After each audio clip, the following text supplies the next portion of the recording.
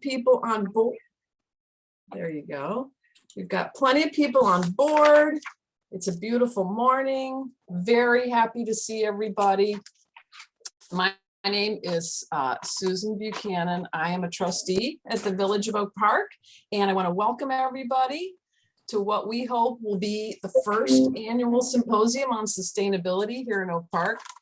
We've titled this event Oak Park Climate Action, Save Money and Protect the Planet, to emphasize that reducing your carbon footprint can actually put money in your pocket, which we hope will convince many more residents to join us in the fight to save our planet. This event is being co-sponsored by IGOV. For those of you who aren't familiar with IGOV, it's an intergovernmental committee consisting of 2 elected representatives from each of our taxing bodies in Oak Park, who meet on a monthly basis to collaborate and share ideas that will benefit the entire village. The representatives from the 6 agencies. And the other co-sponsor is an ad hoc group that was formed about a year ago to develop recommendations for the village board on uses for the sustainability fund. So co-sponsored by those 2 groups. Before we get started on our agenda, I want to go through a few housekeeping items for those of you who haven't used Zoom a lot this past couple of years. If you could be sure to mute yourself while you're not speaking. We are having the opportunity to ask questions by unmuting yourself, but also adding questions in the chat. And if you're not familiar with Zoom, if you take your cursor and you hover over the screen, then a taskbar at the bottom opens up, and the bottom left shows you where you can click on to mute yourself and to unmute yourself. Also, if you want to change the screen that you see, the top right, if you hover over the top right, there's a view button, and that can change the view. We're going to be showing some slides today. So the view that's probably going to work the best is the one that's called speaker view, so that you'll be able to see the view, speaker. Is that right, Amy?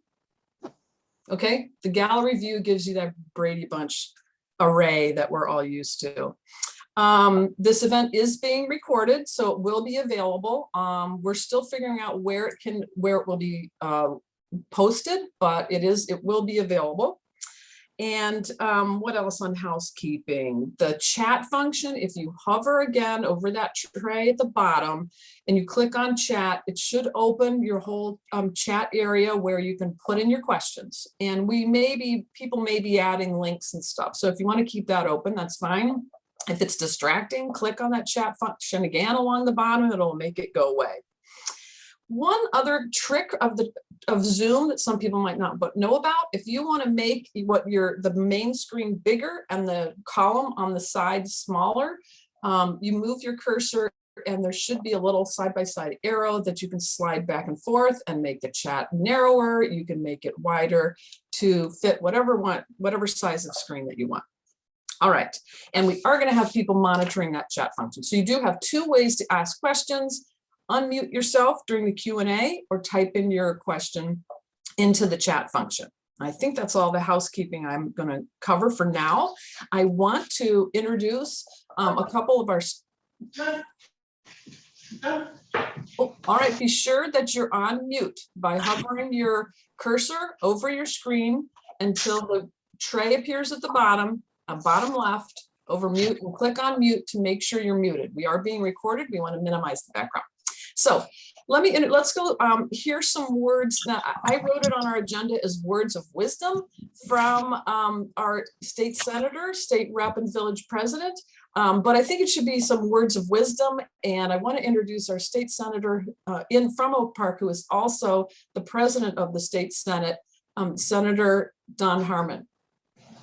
Thank you, Susan. It is great to see a Zoom room full of friendly and familiar faces. I want to start by thanking you all for your strong and consistent advocacy during these past days, months, and years as we've worked on the Illinois Climate Bill. I have received your phone calls, your notes, your visits to my office, and for some among you, I received all 3, plus a stop or 2 at one of my town halls. You have been constant, resolute partners. Enacting the most aggressive, most progressive climate bill in the nation has always been a group project to achieve a shared goal. And you all played an important role, and I am proud of the outcome that we achieved together. We now have reliable, renewable, and affordable energy policies that position Illinois to lead the nation in combating climate change and growing a green energy economy. Preserving the environment has been a central commitment of my public service and a profound obligation that I take to heart. I know you feel the same way because you've told me time and time again. And now finally, we have policies to reflect our priorities. We've put Illinois on course to be carbon free while investing billions in wind and solar to set us up for success and make us leaders in the green energy employment economy. We've also paved the way for 1 million electric vehicles to hit the streets and provided for the recharging network to make them increasingly practical. And all of this has been done with an eye on social justice to ensure everyone has the same chance to get in on these wonderful opportunities. So the passage and signing into law of the Climate and Equitable Jobs Act signifies the end of one debate, but the start of the work to make all these great ideas a reality. I have a great deal of pride in the progressive nature of my hometown. Our neighbors, our village, our schools have led the way on responsible environmental practices. So with this new law, the state is going to provide new tools and new resources. And I look forward to seeing how they will be used and for Oak Park to continue to lead the state in being responsible stewards of our planet. So thank you for all your work. Thank you for your dedication. It truly has made a difference. And I am honored to share the stage this morning with such terrific partners like Representative Camille Lilly and Village President Vicki Skaman. So thank you all and enjoy the symposium. Thank you, Senator Harmon. And our gratitude also goes to you for your hard work in making sure that this bill got passed. We're thrilled. Representative Camille Lilly, I know is on board today. I'm wondering if Representative Lilly, you would like to say a few words by unmuting yourself? Yes, thank you so much. And this, I too agree, this is a wonderful morning to come together to talk about our earth and where we live together. So thank you for having me this morning to say hello. I don't have much more to add than what Senator Harmon has brought to this conversation and this togetherness that we have here in Oak Park and actually in our state as we have addressed clean energy. As you all have heard me time and time again, I've always was going to vote for the bill and always on board. I truly believe that the input of the people has paved the way for us as of today. The only thing that I always add to the conversation, to our efforts and our work is how important our health is as we innovate in our society and grow our economy. It's always important to take into account the importance of your health, because sometimes our innovations affect our health. It is so exciting to be a part of the process where I get to support all the work that has been done over the years. And I want to thank all of the climate committees, the environmental committees here in Oak Park, throughout the 78th district, that has contributed to the conversation and the bill that we have passed or that we're working to pass. That we have passed. It is so important that you know that you made the difference. And as Senator Harmon always states, it's so important that when you come and meet with us, we learn, we grow, we understand much better when we have that engagement. So I'm excited to make sure that we do have opportunities to clean our environment. We have the opportunity to include our people, all people in this new industry, and that we know that it's not perfect, but we're working together to make it the best it can be for all people. So welcome to the new age of clean energy. And thank you for always wanting to be a part of the discussion, and having this panel, the first annual panel of this nature, will ensure that you are, your words, your thoughts, your activities, your energies will be included. Again, good morning and welcome to the new age of clean energy. here in Illinois. Thank you so much. We're honored to have you here, as well as Senator Harmon. Thank you for being here and for your words. Now I want to introduce the village president, Vicki Skaman. Good morning, everybody. I just want to thank Senator Don Harmon and Camille Lilly for your leadership at the state level. And I'm excited to learn more about these resources so that we can all move forward together and be leaders in this very important work. I would like to start with a sincere thank you to the organizers, staff, and volunteers that have made today's symposium possible. Climate change is a world crisis with no borders, local or otherwise. I am excited to listen and learn today with all of you and excited for all that we can accomplish together moving forward. Intergovernmental collaboration is a significant goal of mine and that of the village board. It is firmly my plan to lead at the village board level with Trustee Buchanan and those on the Environment and Energy Commission and all of the community groups that we are lucky to have in our community. To champion this work toward ensuring that our climate action plan for the future is inclusive of all governmental partners, community groups, and community partner agencies. With members of Planet Green, a Community Works initiative, I will be working with neighboring community presidents and mayors as well, such as Mayor Katrina Thompson in Broadview and many more, to share the resources that we have and the knowledge and just continue to grow this work beyond our borders, to empower in all ways possible. This work will take every single one of us to be active participants. Thank you for your strong advocacy and actionable work. I'm honored to be here today. Thanks so much, President Skaman. All right, let's hear from just one more person who's going to give us an overview of the symposium before we jump into our content. So I'd like to introduce Laura Dirks. She's the chair of the Oak Park Commission on Energy and the Environment, and she was also one of the founders of this ad hoc environmental group who is co-sponsoring the event today. Laura? Good morning. Thanks, Susan, and thanks, President Skaman, about talking about community engagement. And actually, both Senators Harmon and Representative Camille Lilly also mentioned the importance of community engagement. So we're hoping that you all will continue to let us know what you're thinking and what your priorities are in framing climate action. I just want to give an overview. We're going to have two different panels. The first one is specifically highlighting our taxing bodies who've really taken just terrific action preliminarily on sustainability and climate action. And that will be, first they will present, and then there will be some time for some Q&A. So if you want to put your questions in the chat, I'll be monitoring the chat and I will surface those questions after all three of them are done. To the extent we might not get to all those questions, we will be answering them and sending them out to everyone. The second panel will be our list of experts, and we'll have a 5-minute presentation and then 5 minutes of Q&A. So again, put your questions in the chat. We will be sending out a climate action toolkit after all of this, which will include many of the links that our speakers are mentioning today. More ways to take action, and that's it. So please engage, please ask your questions, and we will be sending a very quick survey at the end just to get your feedback.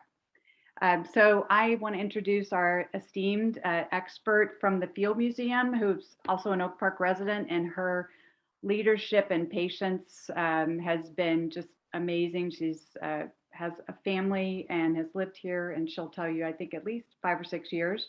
Amy Rosenthal, she is an expert on conservation, not only in the Amazon area, but also in South America, but also here in the Chicagoland area. And we're so happy to have her here.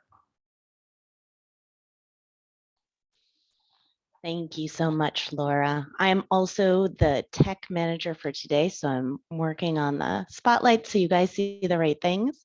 And hopefully you can see my screen.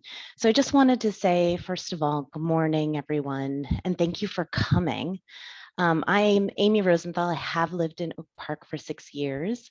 I work for the Field Museum, though, which you can see behind me. And there I direct an interdisciplinary team of scientists who are dedicated to translating the museum's collections and expertise into results on the ground for conservation and quality of life. Today, I'm here as an Oak Park resident, though, like you, who's concerned about our community's future. I'm a member of a group of residents that is now known as Oak Park CAN. And we believe that when our house is on fire, it's an emergency and we're all needed. So quick note on this first slide.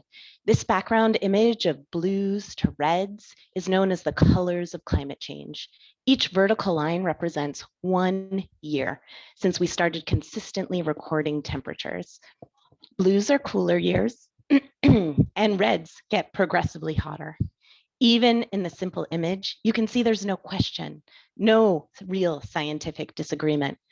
Climate change is here. And it's here for one key reason: burning fossil fuels, coal, oil, and natural gas, which emits greenhouse gases, also known as carbon emissions. And this directly causes climate change. Humans have been burning fossil fuels since about 1800. And since then, our burning has multiplied 1,300 times. Those greenhouse gases act like a heat trapping blanket in our atmosphere, raising the temperature more than 1 degree Celsius or 1.8 degrees Fahrenheit. And the warming drives more frequent and intense flooding, storms, droughts, and fires, like massive flooding here in 2019 and disastrous fires across the West this year. In 2021, just so far, 1 in 3 Americans, fully 110 million people, have been affected by climate-intensified natural disaster, and many have been driven from their homes. That's more than 2.5 times the number of Americans who have gotten COVID-19. 2 out of every 3 Americans sweated through a heat wave this summer, including us in Oak Park. And in September, we're facing a serious drought, more than 8 inches less rain than normal. The global IPCC report that came out this year demonstrates that over 1 degree Celsius of warming has been locked in already at the 412 parts per million CO2 in our atmosphere. Given current rates of emissions, most scientists predict that fossil fuels will drive warming 2 to 4 degrees higher over the next century, at a rate 20 times the fastest we know from all Earth's history. It's what UN Secretary General Antonio Guterres called a red alert for our planet. The world hasn't seen the scale of change since the end of the last glacial maximum. This on the slide is a Charles R. Knight painting, which is in the Field Museum's collection, and it depicts Miocene plains mammals. It reimagines the time 15 million years ago, the last time CO2 levels were this high. The map above gives a sense of how dramatically different Earth was at that time. Global average temperatures were 2.8 to 5.5 Celsius higher. Sea level was 75 to 120 feet higher, with no Florida, a big part of the Caucasus missing to a sea, and no permanent ice cap in the Arctic. And despite this emergency, governments are nowhere close to the level of ambition needed to limit climate change to 1.5 degrees Celsius and to meet the goals of the Paris Agreement. We would need to reduce emissions by 45% globally to get the safest limit to global warming. We would need to reduce emissions by 45% globally to get this. And right now, the nationally determined commitments from countries get us about 3 degrees of warming. And that means a world for our children, grandchildren, great-grandchildren that is unrecognizable to us today. We have to do better. That's why Illinois' recently passed Climate and Equitable Jobs Act is so important. It tackles the crisis at the magnitude that's needed. It's why steps for sustainability and climate action planning taken by our local taxing bodies here in Oak Park, which you will hear about in a moment, are also critical for our success. We must respond in ways that address the scale and immediacy of the threat. We can't adapt to 3 or 4 degrees of warming, but we must adapt to the 1 degree that has already occurred. This means acknowledging that some are affected first and worst. And the most vulnerable among us are those who can least afford that additional impact. So what can we do? Our solutions globally and right here in Oak Park must slow and reverse greenhouse gas emissions and build resilience to the impacts we're already experiencing right now. It means planting trees in native prairie that can cool urban heat while adding solar panels. It means paying for green alleys, excuse me, that are going to better filter these rainwaters we'll get more intensely in the spring and fall to avoid basement flooding. It means preventive health practices for tropical vector-borne diseases that we're starting to see more and more in Illinois during our summers, even springs and falls. It means building stronger community networks and institutions on the greater west side of Chicago that serve as warming centers, offer free or discounted fresh produce, and reduce our fossil fuels while increasing access for internet and cell phones for emergency calls and connectedness. You know, what you do matters and will change the future. In an emergency, we are all called to act upon. To act. None of us are bystanders. Although each action may seem small altogether, collectively, they add up, particularly when combined with the large-scale actions that governments and industries can take. The rest of our time today is dedicated to the practical, what you can do. And I want to thank you for your time because next, we have an incredible panel of representatives from Oak Park institutions about what they are doing on climate and sustainability and why it matters. And for those of you watching, please post your questions in the chat or your comments. You can do that at any time as they are being moderated. So I want to turn it over next to Mindy Agnew, who's the Sustainability Coordinator for the Village of Oak Park. Mindy. Great. Thank you so much. In the essence of time, I just want to do a brief thank you for not just everybody who dialed in today, but all of our partners in organizing and all of our elected officials supporting this. I just want to talk briefly about how the village has really been dedicated to collaborating to ensure our community remains equitable, safe, resilient, and to the potential effects of climate change. That's kind of why we're here today. And we hope to highlight how the practical aspects and accessibility and how we're really trying to reach everyone in our efforts are a major priority for us. So our elected officials, the president and the board of trustees, have asked us to lead a new charge to create a more comprehensive community-wide sustainability plan, while also incorporating a thorough climate action and resiliency plan that will include a climate vulnerability assessment. And so that extensive outreach with a major focus on identifying not just vulnerable climate risks, but vulnerable communities within our village to be able to have access to, and they have access to us, and to be made aware and to educate. As we do with all of our initiatives, our priority is to ensure that we plan for equitable, inclusive access to all of our programs. So what is an extensive, comprehensive sustainability plan with all that stuff? Just a little bit of, this is what we're working hard on with our community collaborations. This is what we will be working hard on. Sustainability strategy, climate action planning, emissions inventories, goal target settings, greenhouse gas mitigation plans, climate vulnerability, we talked about that, and sustainability strategy evaluations. So I will take a moment to share my screen.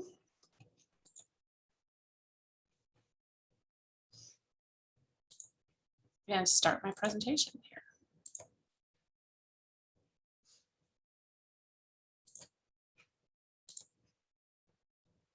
All right, hopefully everybody can see that.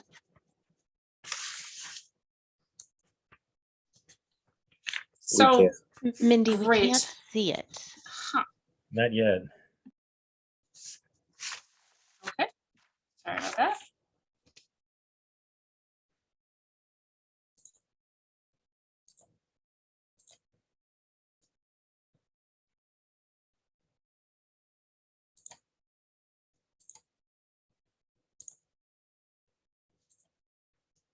Share screen.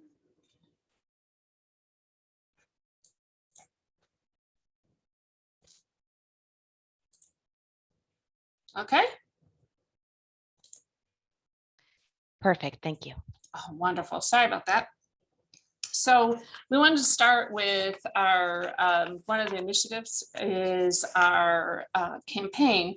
We've partnered with a marketing firm to really, and what we'd hope to do today is give you a preview of the website. It's intended as part of our campaign to be the informative hub for that's designed to build awareness and participation in energy conservation programs. It's sponsored by the village and utility companies and other organizations, in addition to helping make the public learn more, helping the public learn more about the connection between home energy use and climate change. The campaign will also help residents and property owners find and apply for assistance programs. And following with the presentation, I'll go through briefly just some of the other initiatives about the campaign and then a little bit of history. In this Better Homes and Better Planet sustainability campaign, our intent is to reach homeowners, renters, landowners with tools to help lower energy bills and reduce the village's carbon footprint on the planet. The energy used by residents, both in apartment buildings and homeowners in Oak Park, are one of the largest contributors of emissions, which is why we're initially focusing on that. We want to make people aware of how they can contribute to become more environmentally friendly, but also help make homes more comfortable and lower their utility bills. Programs in place that are on the drawing board include support for community solar installations, and also energy assessment, energy efficiency improvements, and grants for income eligible communities within Oak Park. So a little bit of history. Oak Park has had a history of supporting innovative environmental initiatives, and I'm not going to go way back, but we wanted to start with our support in 2017 when the village board approved a resolution to support the Paris Agreement guiding principles. With the goal of keeping temperature rise at a comfortable level and above pre-industrial levels. And also in 2017, our mayor, former mayor, participated in the North American Climate Summit and signed the Chicago Climate Charter. 2018 brought 3 initiatives in Oak Park. The village board passed an ordinance to reduce single-use plastics, the first attempt at that, with a single-use bag fee ordinance. We also incorporated available to residents a Rain Ready program. That Rain Ready program has contributed to up to date with some of the installations and the technical grant and advisory for residents. And with some of those installations and efforts, we've managed to, our estimate is infiltration of about 500,000 gallons of water that was infiltrated and diverted from our sewer systems. We also that year were designated a SoulSmart Gold community, primarily when it did a little bit of background. It's the Department of Energy program, and one of the reasons why Oak Park was given the gold designation was for the ease of residents and their contractors and elimination of a lot of the soft costs and automating the whole process. We were also highlighted for our innovation with our maintenance of a sustainability fund dedicated to these types of initiatives. 2018 and 2019 brought us a resolution that endorsed the Metropolitan Mayor's Caucus Greenest Region Compact, which is a framework built on environmental issues underway in Illinois. We also, the board approved us working with a Greenest Region Corps fellow who began to start to update our greenhouse gas inventory. 2020, we have a lot going on. The board established and approved recommendations for a pilot income eligible energy efficiency program. Allows up to about $10,000 in energy efficiency assistance as part of our housing program. We also received funding from the Sustainability Fund to update LED retrofits for our residential streetlights. And then also in 2020 was the launch of one of the first communities to offer community solar to residential and small business subscriptions here in Oak Park. 2021, the great news is our community and our elected officials provided more resources for us, and the board approved a little over $1 million from our special revenue sustainability fund for to increase energy efficiency resources in a marketing campaign, to increase to fund a dedicated consultant and partner to help us create that comprehensive sustainability and climate action and resiliency plan, really focused on our community and adaptation. We received additional funding for energy efficiency grant programs that target everybody in our community, including renters. It also covers an additional solar rebate program that is part of our housing program, and additional staff in the form of another sustainability coordinator and a graduate fellow in order to support and work on these initiatives. And in closing, I think from 21 to 22 to 2030 to 2050, our priorities are to have not just an inclusive outreach, but really to have a comprehensive planning process to achieve our community-based target, an aggressive community-based target by 2030 to meet climate neutrality by 2050. So thank you very much. I am open to any questions, and I would happily be able to pass this on to Sandy Lentz, Park District Commissioner. Thank you.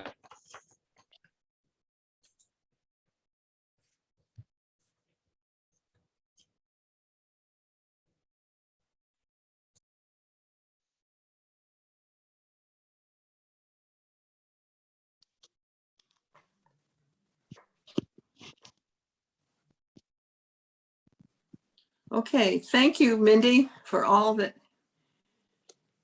the village is already doing.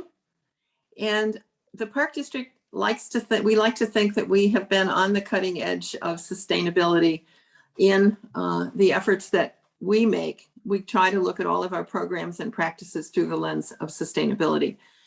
You're seeing a picture of Pleasant Home, which is our 1893 Maher home that is owned by the Park District.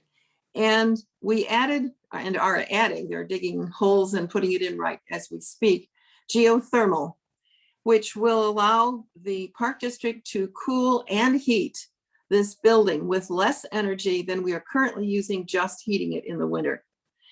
$412,500 of the $685,000 cost for the project is funded from a State of Illinois museum grant. Adding air conditioning will allow the preservation of the historic home, as well as allow the Park District to use the space for rentals and programming in the summer months, which will provide both a comfortable setting and additional generation of income. One of the things I'd like to point out with this project and the others that I want to talk about are that there is grant money out there. And it may take some scratching around to find, to look, for example, if you're thinking about solar in your home, to look at what the village has in terms of connecting to solar projects. All of those things are available. Some of them require a little more research than others, but there's money out there to help with these projects and to help our taxing bodies with these projects. The next one that I'd like to talk about is Carroll Center. This was a 1920 original small community neighborhood park center that had seen the best of its life and was being considered for maybe being taken down.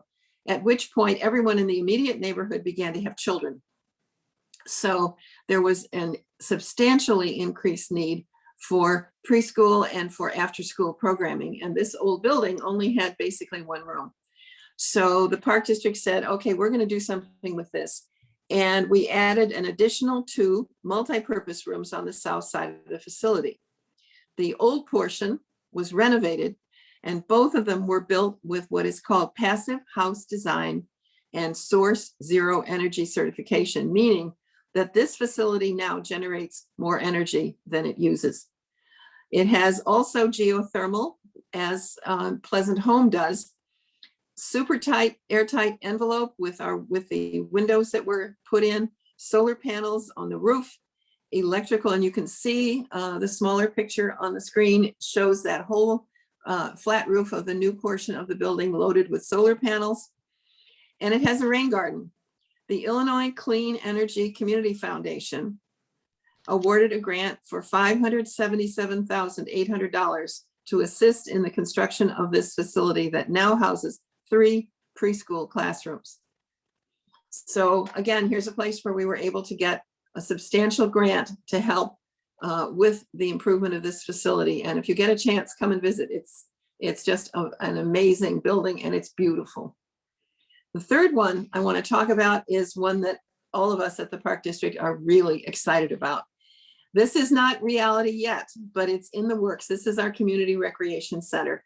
The design shows just some of the features that have been incorporated into the design, including the 2 patches of green roof and lots of patches of additional solar panels. We designed it to be net zero. In other words, it will not use any more energy than it generates. And this is a big, big bite, given the fact that this is a big building with a lot of glass. It will include things like super insulation, the triple pane windows, the solar panels, monitoring of the electric load, and also there will be in the parkway a bioswale that will help with stormwater management. The village village people have talked about their sustainability fund, and collaborating with the village has been wonderful because they have offered an additional $400,000 of those sustainability funds to help to meet the gap that's necessary to fund fully all of the features that will make this net zero.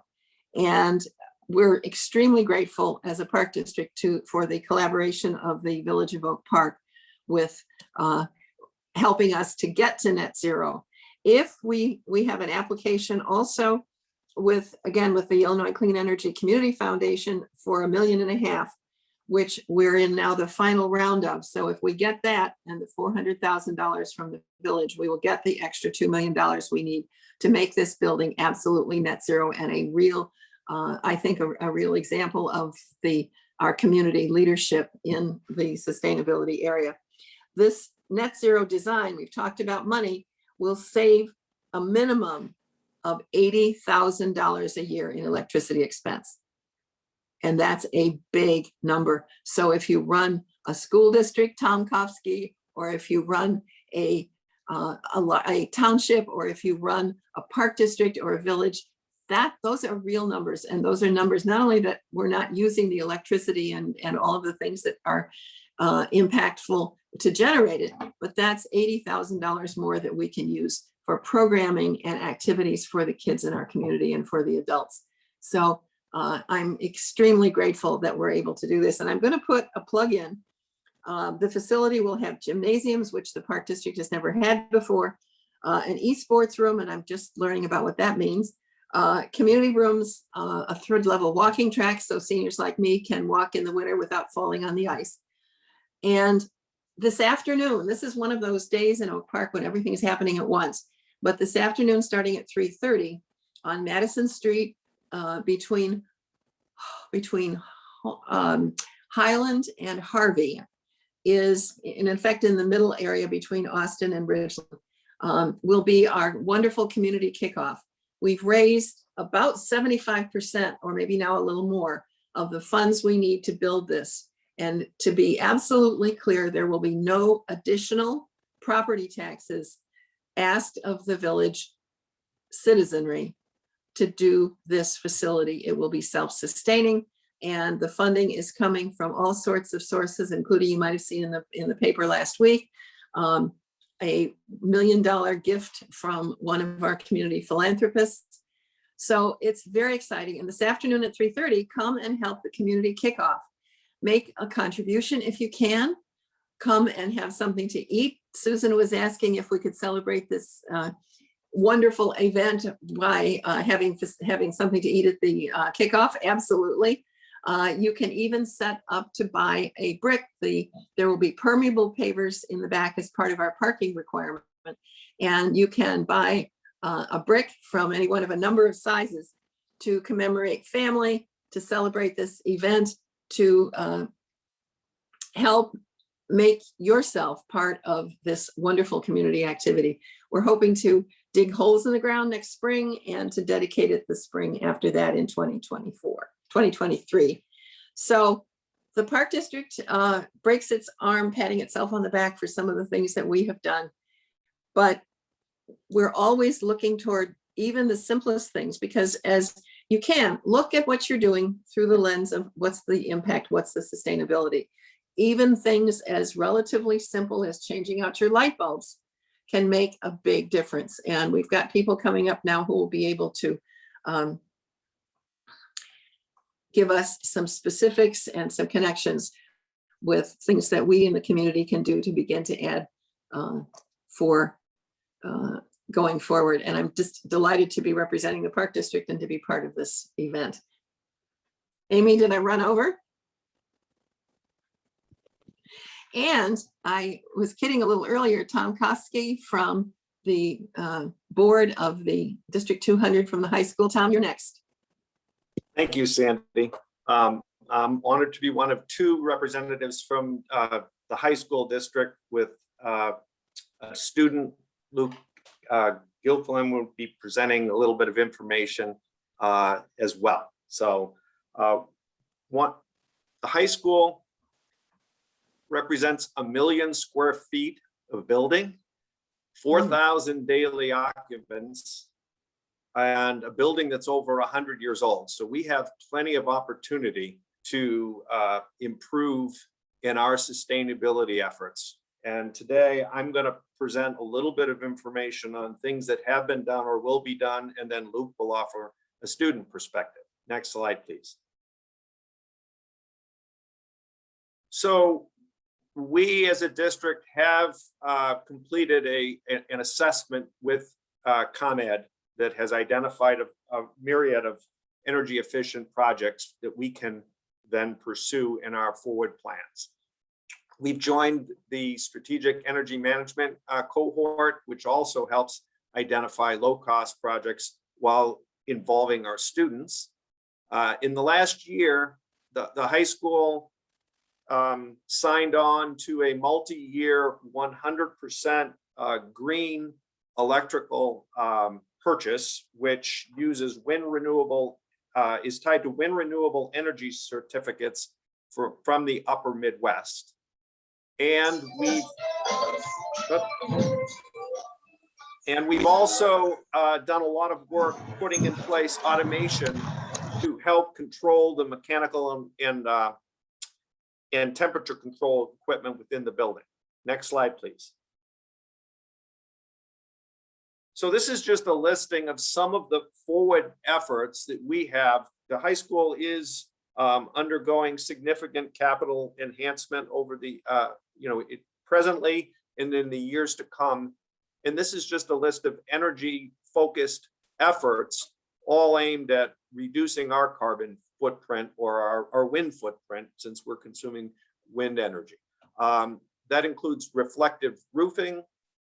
It includes putting in place the infrastructure to support solar panels on our new student resource center.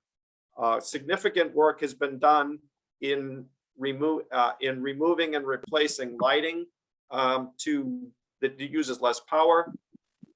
There's work being done to harvest daylight And one thing that gets probably not a lot of focus, it has been a complete replacement over a multi-year period of the mechanical and heating systems that, as I started to say, were 50 plus years old. So we are continuing to replace and improve our basic heating infrastructure. And then lastly, we have the temperature and mechanical equipment that allows us to really control the temperature so we can heat and cool where we need to cool, when we need to cool. So with that, I'm going to turn it over to Luke and allow a student perspective. Thank you very much, Mr. Kofsky. Hello, I'm Luke Gilfillan. I'm the president of the Environmental Club at OPRF, and I'm very glad to be with you today to discuss ways to make our community a little bit more sustainable. Over the past few years, students at OPRF have launched a number of efforts in order to create a more sustainable high school, as well as a broader community.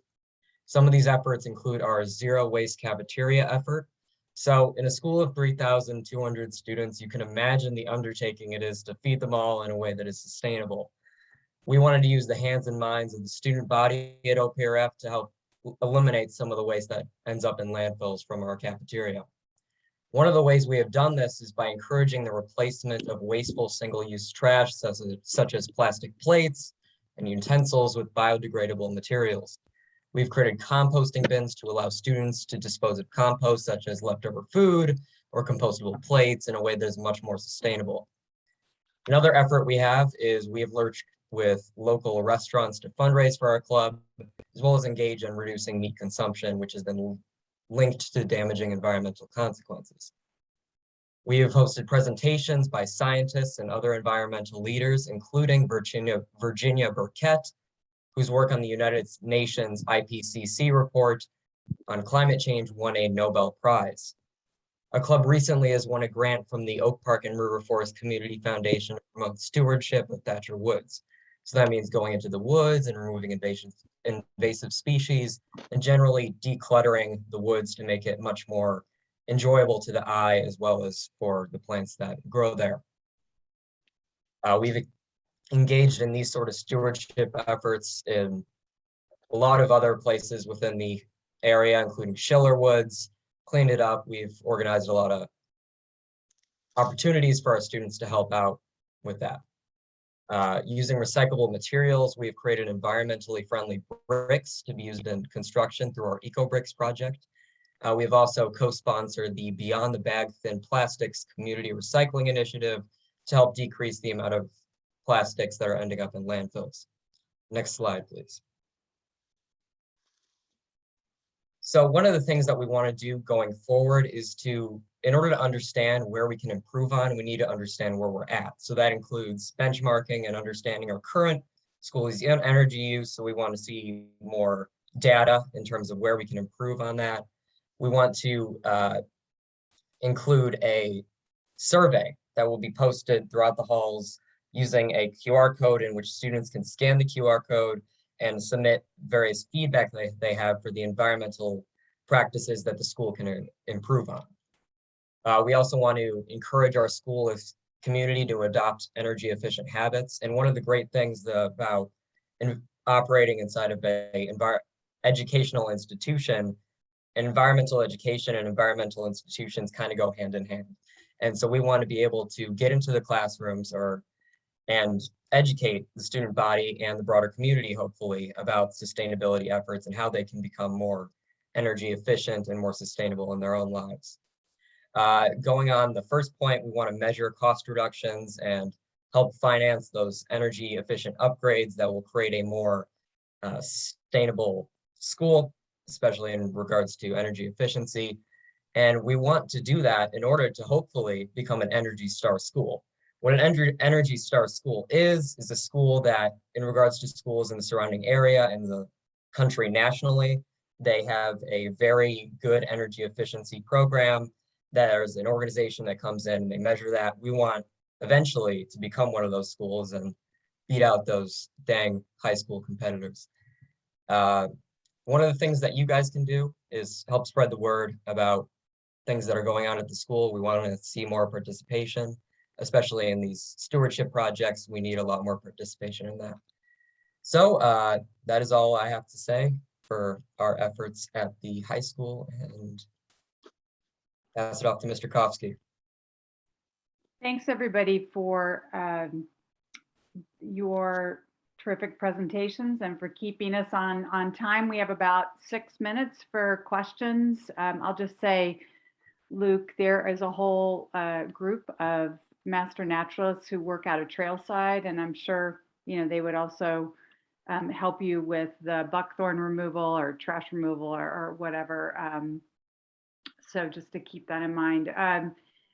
There are a couple questions in the chat that actually relate directly to the next presentation, but if you get a chance just to look through the chat, specifically around the issue of solar panels and their production, recycling. But I am going to just, the one question that was for Tom specifically was, what is the biggest area of opportunity that he thinks at the high school for reducing their carbon footprint? And I don't know, Tom, if you want to directly address that into the presentation. Sure. I mean, it's hard to pick one and say what's the top one, but my perspective is when you're dealing with a 100-year-old building that has equipment and infrastructure, getting that equipment up to current energy efficiency standards is a big deal. And so that's not something that is a one and done. As I said, it's an effort that's been ongoing at the high school during my entire tenure of the board, which is 8 years thus far, and it is still projected in the future. It's replacing and upgrading our heating and cooling infrastructure to be 21st century. Great, and I think Stephen Morales has a question for Luke. Yeah, so I just had a really quick question for Luke.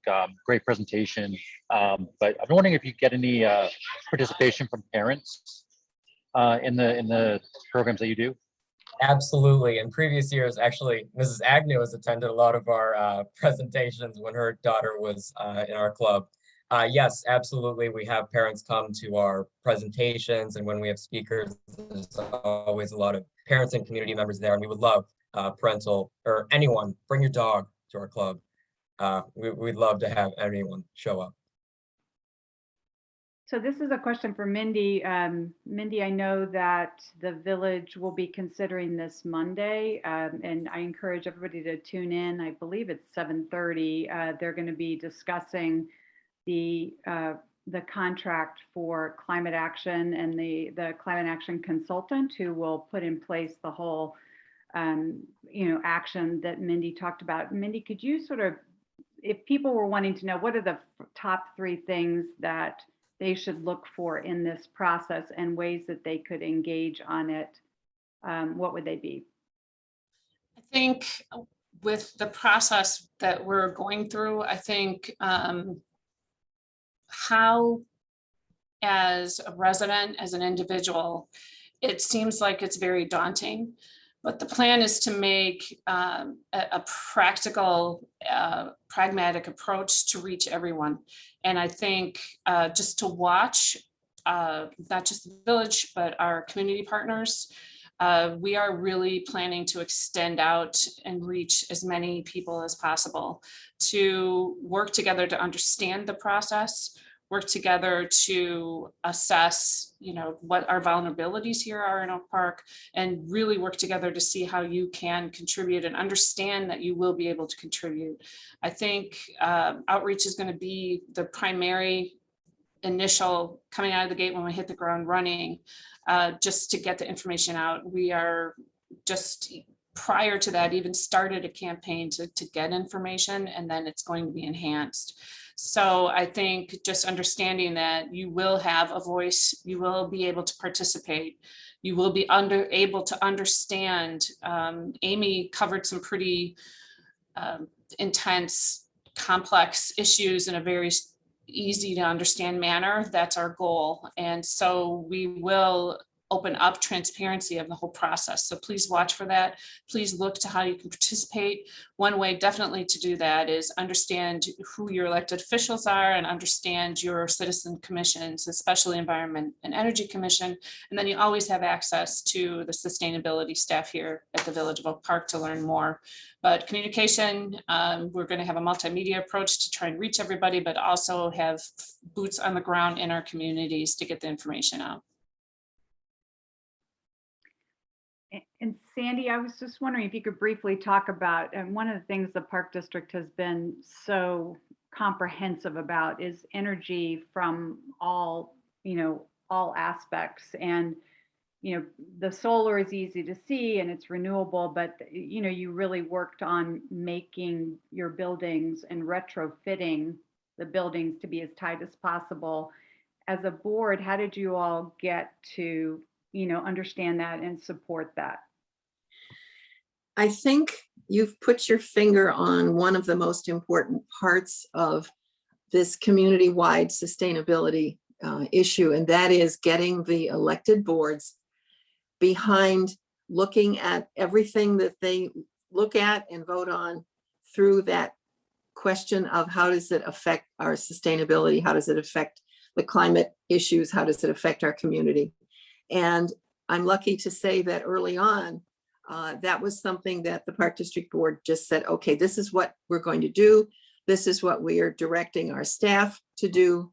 So bring us things that have the sustainability aspect covered and looked at and prominent. For example, with the Community Recreation Center, this is a very big project, but we determined as a board that we were going to not only do as much as we could to make it sustainable, but we were in fact going to go ahead and say, all right, it's going to be net zero and we'll figure out how to get the dollars together to make it work. And thanks to the village and to the the foundation, it looks like that's going to happen. I was sort of hoping to hear yesterday that maybe that grant had come through, but it hasn't yet.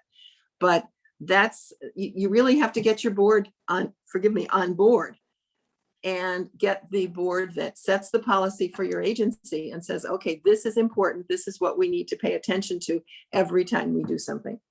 And we do it in lots of ways, and I'll spare you all the gory details, but I'll be happy to. And it's simple, it's enough to, it begins with the relatively inexpensive, things like light bulbs and like getting an energy assessment, and then going on to the bigger stuff, to the geothermal, which is expensive on the front end. But once it's paid for, and we've gotten a grant to do it, will, for Pleasant Home, reduce the energy cost to include both air conditioning and heating, and as much as we'd been paying before for just heating it in the winter. So I think for agencies, the key thing is to get your board on board, get that policy set, and then you can go forward with first the little things and then the bigger things. All right. That's awesome. Thanks for that, Sandy. Yeah, the Park District has been outstanding in this field, I think, throughout the whole country. It's been amazing to watch. Just one last question from Cindy.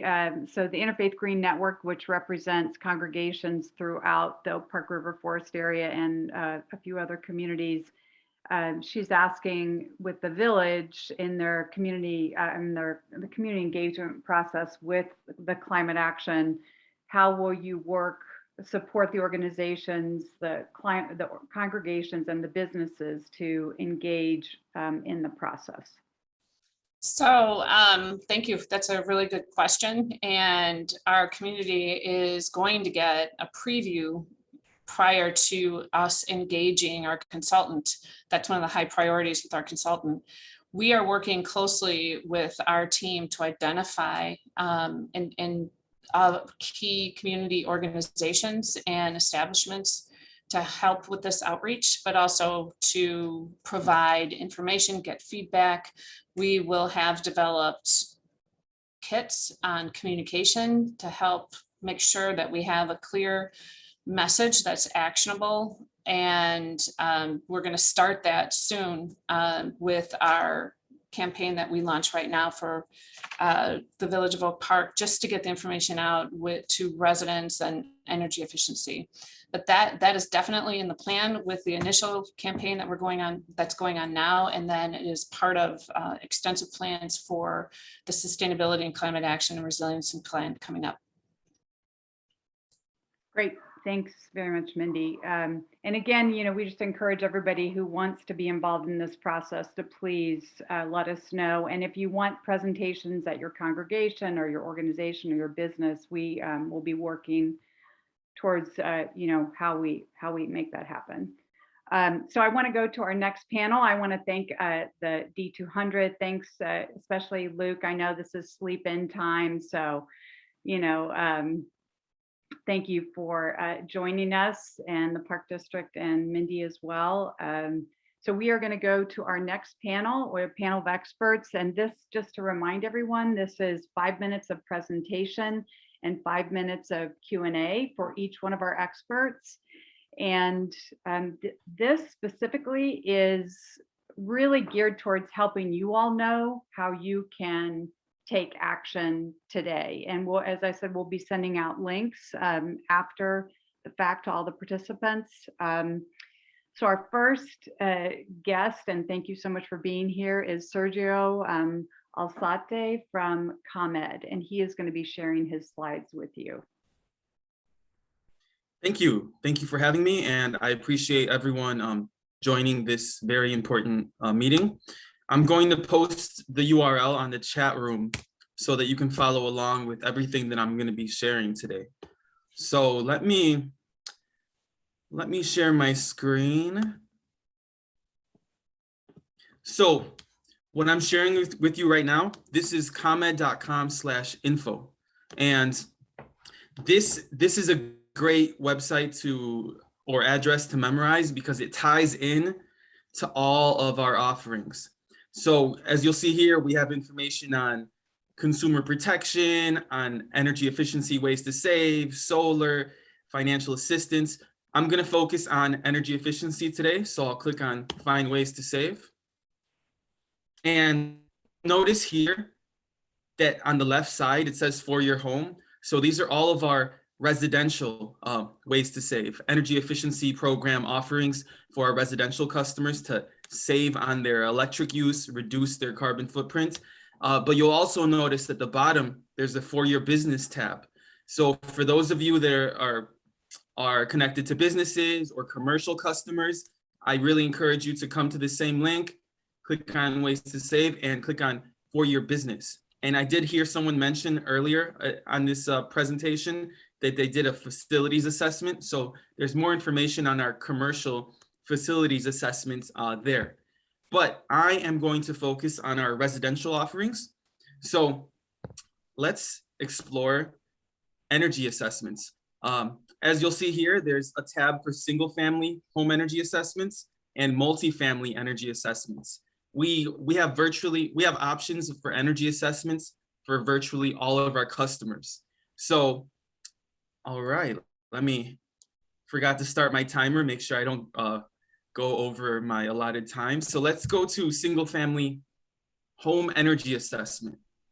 So basically, this is a free assessment that all ComEd customers can potentially take advantage of. And how do you qualify? Basically, if you're the owner of a single family home, a 2-flat, a condo, or townhome, you qualify, and you're a ComEd customer, you qualify for a free home energy assessment. And also, if you rent any of these types of buildings, you can also sign up for a home energy assessment with permission from your landlord. But what really is home energy assessment? Basically, this is a free visual inspection of your home for energy saving opportunities. And basically the way it works, an energy advisor would come out to your home and they would do a walkthrough of your home to identify energy saving opportunities. And during the assessment, they will provide you with a free personalized report. This is going to be an on-site printout where they print out a list of all recommendations to save you on your electric and gas use, plus applicable rebates, if any. And you might be wondering, why is ComEd helping me with my gas use? Well, that's because the home energy assessment is a partnership between ComEd and the gas companies. So in Oak Park, I believe that's Nicor Gas, but it doesn't matter where you live in ComEd service territory. We're partnered up with People's Gas in the city of Chicago. We're partnered up with North Shore Gas in the North Shore suburbs and with Nicor in the remaining suburbs. So wherever you live in ComEd service territory, you may qualify for a free energy assessment. And the energy advisor will come out, they'll walk through all of your major rooms, they'll identify ways to save, rebates, if any, that you qualify for. And but this is where I start to sound like an infomercial, because that's not all. There's more. You can even, during the assessment, my favorite part, and most people's favorite part, is that you can receive some or all of these energy saving items for free during the assessment, such as Energy Star certified LED bulbs.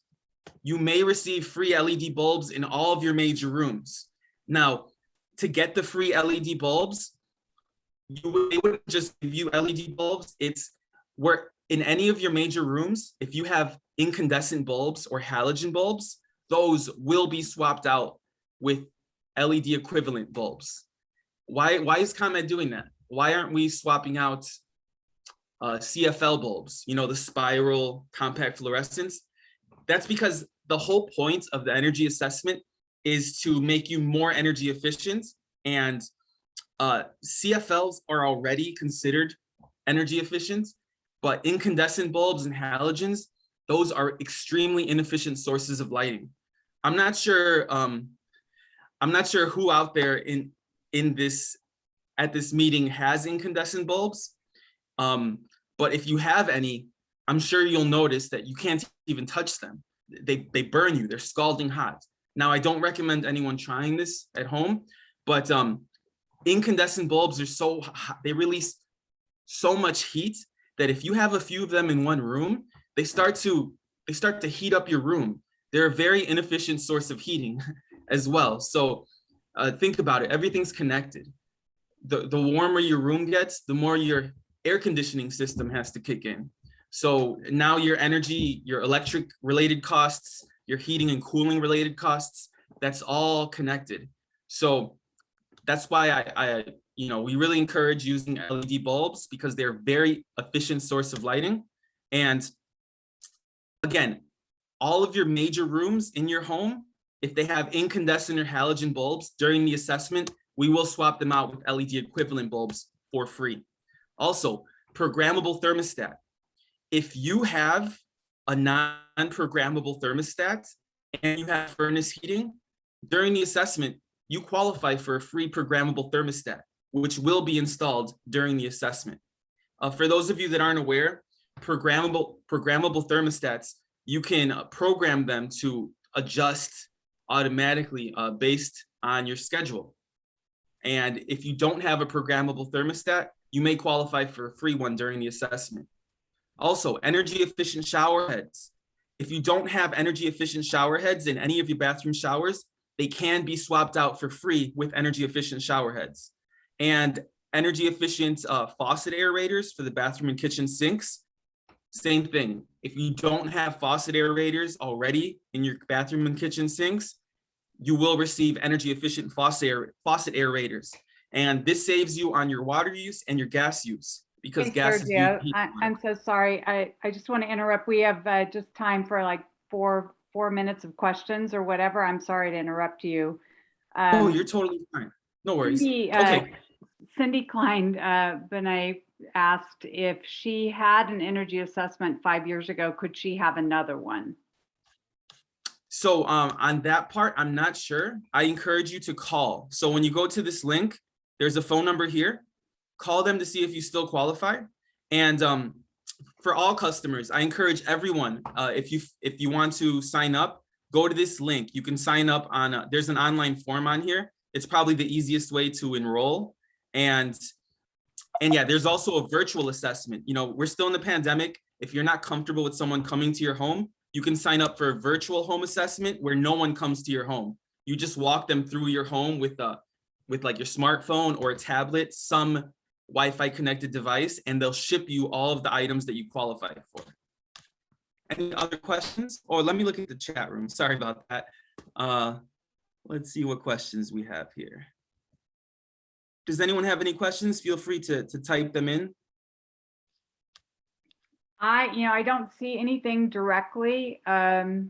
So why don't we move on to, but again, I just want to encourage, we will be, if anybody wants to linger after the 11 o'clock time, we will have time for more Q&A. So I just want to move to Elevate, and they're going to be talking about energy efficiency retrofits, which is would be directly leading as a result of the audit or the assessments that you might have.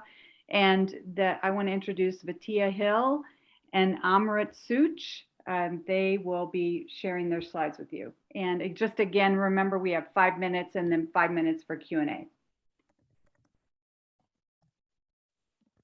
And you are muted. You guys are both muted. Hi. Hey everyone. Hello. So this is hi Amrit. So we're with Elevate. My name is Vatia Hill. Amrit. Oh yes, my name's Amrit Such. We are community resource coordinators for Elevate. So what we want to do real quick, so I will cut it down. So who we are is we design and implement programs that reduce costs, protect people and the environment, and ensure the benefits of clean and efficient energy use. Reach those who need them the most. And our culture code, or culture pillars as we like to call them, we take urgent action on climate change and racial and income inequality. We honor how people live and work. We are curious, moving, growing, adapting, and evolving. We are trusted and continue to aspire for excellence. We are lifting as we climb. So with that said, what we like to talk about, I think Sergio really talked a lot about this, but real quick, what we like to do is get down to the basics of why this is important around energy efficiency, and Amrit's going to talk about the smart grid real fast. So what's the smart grid? The smart grid is an update to our aging power grid through ComEd and Ameren, Illinois. The work was completed in 2018, and it resulted in fewer power outages, less waiting for service restoration, fewer wasted costs. And the smart meter is a digital meter that resulted in no more bill estimates, real-time information on power use, and new options for electricity rates. So this is a link to that will be posted. This link, if you want to know more about the smart grid, which I'm sure we all understand it on a general level, but this is how we talk to our residents to make sure to remind them about what the basics are around being energy efficient in your home today, right now, some things that you can do differently to save money on your bill. We won't talk about the bill. Let's move past that. Okay. These are some energy quick tips for the summer. So some things that you can do is close your windows during the warmest times of the day. Sign up for ComEd's hourly pricing program to potentially save money by shifting some of your energy usage to the lower price hours of the day. Take advantage of the nice weather, maybe do some grilling outside, stay off of the stove. Wash your laundry in cold water. Open your windows at night instead of using air conditioning. Sign up for ComEd's peak time saving programs to earn credits on your energy bill when you shift to the next. So I'm sorry to cut you off, Amrit, because I know we only have 5 minutes. So, but I think Sergio mentioned an assessment program. We also work with, we facilitate a program as well. If you have a multifamily unit that's 3 or more units in your building, we do the exact same thing. We come in and do an assessment. We give you a report, and then we subsidize between 70% to 100% of any energy efficiency changes that you need in your property. So, and that's something that we offer. So if you have any questions about that, you can reach out to us about that too. And another thing that we want to discuss about Elevate is we support social equity. And what that means is we focus on making meaningful change that reflects the values, needs, and priorities of communities that need it the most. We prioritize and incentivize clean energy projects that provide new technology and affordable clean power to everyone. And energy and water efficiency, affordability solutions that focus on the heating, cooling, and water needs of affordable housing in shared public buildings. And what that looks like is one of the programs that we have is something called the Workforce Program. And that is helping, it's part of a solar project, but we provide technical training, small business development, one-on-one coaching, creating hiring events for employers, and jobs and project opportunities, back in office support and holistic long-term support. So I know it was a lot in a few minutes, but there are a lot of things that Elevate does. We have a lot of different programs. And if you have any questions, you can always reach out to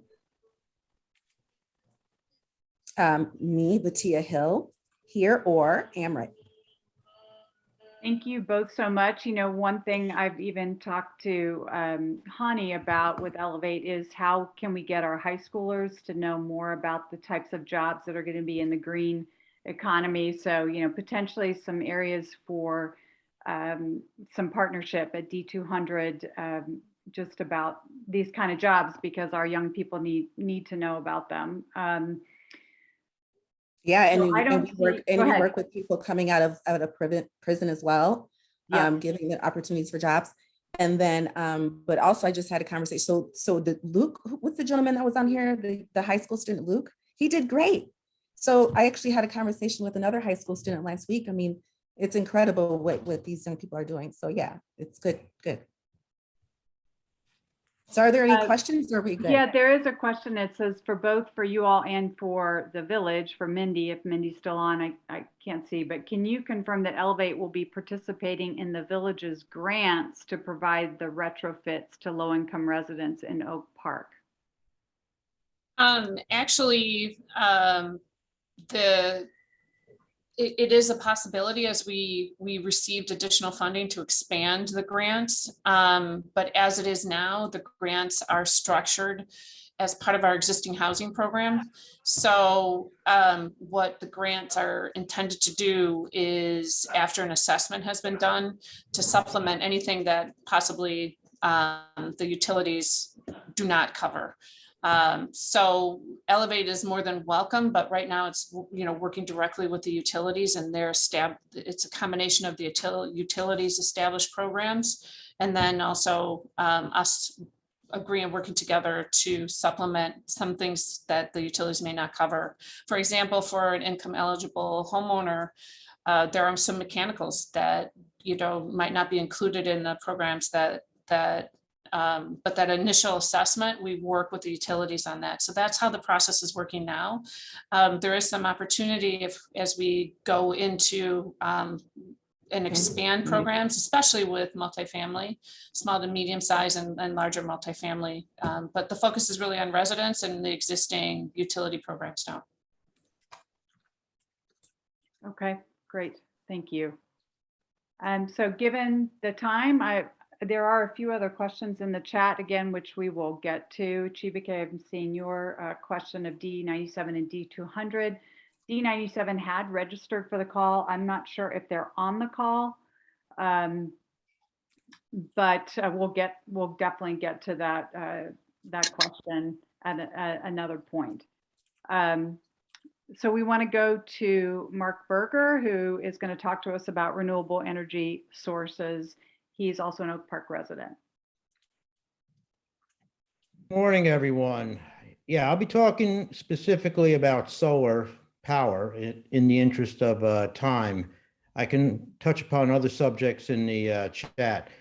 There are over 30,000 solar photovoltaic or PV systems in Illinois and hundreds in Oak Park, with solar power at 1% of the state's electricity consumption. With the passage of the Climate and Equitable Jobs Act, or CEJA, participation will increase greatly. We all want to get to 100% clean energy. In solar's case, one step is to go from 1% to 10% of our electricity as fast as possible.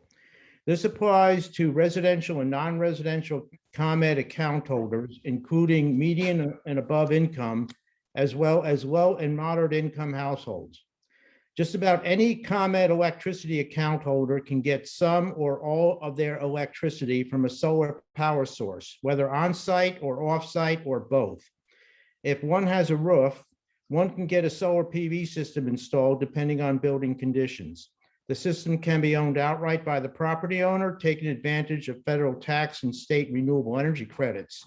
Or the property owner can enter into a power purchase agreement and buy the electricity reduced from the ComEd rate with little or no upfront cost, with an option to own the system later.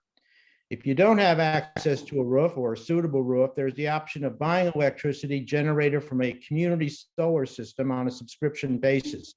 This is good for Oak Park, as over 80% of ComEd account holders cannot install their own system. One can shop for the best deal in terms and conditions. There are dozens of community solar installations online or in development in Illinois with thousands of subscribers, both residential and non-residential. A big advantage is that subscription is a financial transaction and does not involve any changes to the building. Whether you have solar power generating on your building or a community solar subscription, you are playing an active role in climate action. Using ComEd's environmental disclosure report ending March 31st, 2021, every 1,000 kilowatt hours generated by solar power can offset emissions of about 0.4 of a ton of carbon dioxide, plus nitrogen oxide, sulfur dioxide, and save hundreds of gallons of water and methane from power plant usage. The solar installations are funded by different programs under the Illinois Power Agency. One program funds on-site or distributed generation system. The other funds community solar installations. There is a further division of program funding by income. The adjustable block or Illinois Shines program is for the 80% income and higher households and for-profit organizations. The Illinois Solar for All program serves low and moderate income households, plus nonprofit and public sector organizations in designated low income and environmental justice communities. Qualifying households in the Chicago metropolitan area start at $44,250 per year or less for a household of one, with increases in the limits of $6,000 to $7,000 a year for each additional household member. The Illinois Solar for All program has additional advantages for qualifying households. They may get increased savings, whether for on-site installations or off-site community solar subscriptions, and more financial assistance. With the recent passage of CEJA, the programs will be updated in the coming weeks and months. Go to the program websites, and I typed them in earlier and I can type them in again, at illinoisabp.com for the Illinois Adjustable Block or Illinois Shines program, or illinoissfa.com for the Illinois Solar for All program. You can also send questions directly to me at SGA, 7 Generations Ahead, at solar@7generationsahead, all spelled out.org. Thanks very much. Mark, I don't see any specific questions to what you just said, but I was wondering, for people who don't exactly understand what rooftop solar or community solar, how it works. Could you explain how rooftop solar works in terms of the energy that you're producing on your rooftop actually goes into your electrical use, and anything that you might produce beyond what you use goes where? Right. This is why I was trying to keep things to 5 minutes, because it could take longer. But essentially, if you're doing rooftop or what's called retail net metering, the electricity that you generate from your site initially goes through your electricity account, through your box. And any excess goes out into the grid, but the meter counts it against your annual use, so that, like in the summertime, you may generate more than you're using. Winter time, you may generate less than you're using, but it is a one-to-one relationship. With community solar, you are buying, or you are buying the financial equivalent of a electricity generated from a site located somewhere in the ComEd service territory. It could be a couple of miles away, it could be 100 miles away. And that is accounted against your ComEd account that is done virtually. So it kind of counts. It's almost, some people laugh at my comparison. It's like getting a streaming media subscription. You know, you don't, the electrons are not going to come into your account, but you are paying for the electrons. You are paying for that, you're providing the financing for that community solar system to operate. That's a very extremely simplistic way I can explain this without having an hour to myself on this topic. And just briefly, Hinda had asked a question about wind. I don't know if she's still on, if she wants to ask it specifically. Yes. Are you still on by any chance? Yes, I'm right here. I have been using wind energy for many years. I'm also using it in my new apartment building in Oak Park with ComEd. So it is possible to have wind energy, and ComEd told me that there were many other residents in my apartment building who are on wind energy. So no one's really talked about it. Could somebody explain to me, is there any benefits to wind energy over solar, or is solar a better source of electricity? I would like to know. Okay, if I can try and explain it without taking too much time. If you look at your ComEd account, if like you haven't done anything, ComEd attributes about 3% of their electricity to wind power. Now you may have other kinds of procurements, and I'd have to know specifically what they are to accurately describe them. There are some ways of having a direct or indirect procurement of wind power energy, but my focus has been on solar programs. Both are great. Solar power and wind power are great. In fact, both of them are need to operate with each other. To use a highly technical phrase, it's like peanut butter and jelly.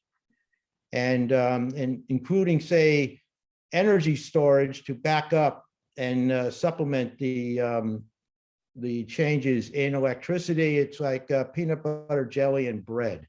So like we're building this sandwich, so to speak, of a renewable portfolio standard that can, along with other technologies and practices, enable us to eventually reach 100% clean energy. So they're both good. There's a lot of different choices in the procurement of solar and wind power, or the combination of the two. And that's going to be coming out in the coming weeks and months as the Illinois Power Agency now updates everything in accordance with the new legislation. So stay tuned. Mark, there's another question. It says, do we know the point and conditions that electricity in Oak Park would be down for 2 weeks? For example, at some point, the nukes and electrical generators could no longer be cooled because of extended drought or heat. Sort of the idea of like thinking about how climate change and extreme weather events might affect the grid. Well, I can state, for example, what has been going on in Europe. I don't know of anything specifically in North America to this, but I know that in Europe, when they had record-breaking heat and drought, most of those plants used river water to cool off. And when the river levels went too low, the nuke plants either had to cut back on their production or they literally had to shut down.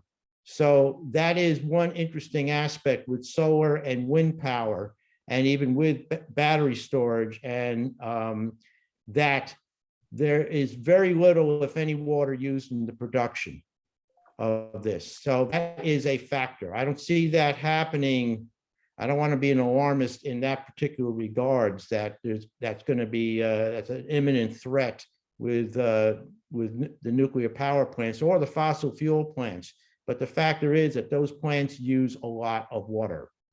But I do think the question could also be, because Elevate mentioned the smart grid, we don't see that anything like what happened in Texas this past winter would happen here, that our grid has been updated so that we wouldn't have 2 weeks of being down from extreme weather events, notwithstanding water.